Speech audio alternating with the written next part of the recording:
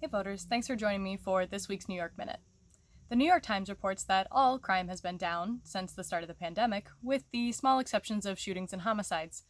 This is great news for all of us who have been so worried about money laundering during these troubled times. A 65-year-old man pushed an 80-year-old man to the ground after he was confronted by the 80-year-old man for not wearing a mask near Buffalo. This begs the question of the 65-year-old: how does it feel to be on the wrong side of now?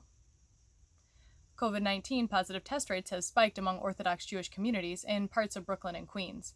In spite of pleas from religious leaders and other Jewish community members, a small part of the population appears to just be waiting for plagues 2 through 10 to start.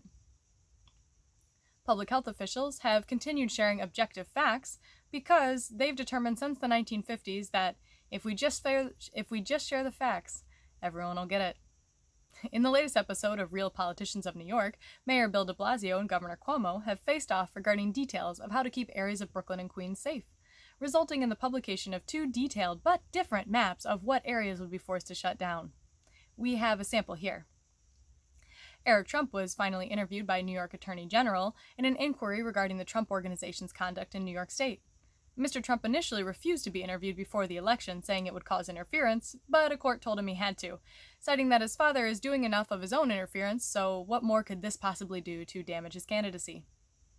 Women, and people, are biking in record numbers in New York City. City bike lanes are congested with not only increased bike traffic, but also e-scooters and other forms of microtransit. Crashes occur daily, though very few fights, because it still feels weird to beat the hell out of a person on a scooter.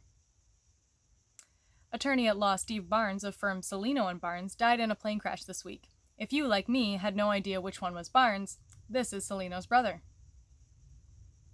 2 men were attacked with machetes in a bodega in the Bronx this week. The New York Times would like to remind you that machete attacks have been down during the pandemic.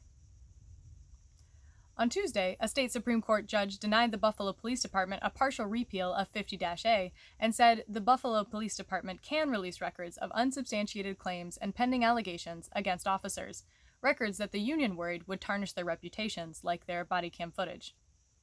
A Western New York man claimed that he was doing God's work in a confrontation with Black Lives Matter protesters, in which he brandished a knife and yelled racial slurs. No, sir. God would have had you sacrifice your firstborn. Read the good book.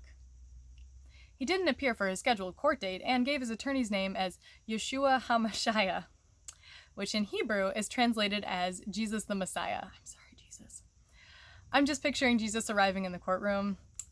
I'm here to be with you, my good and faithful. You did what?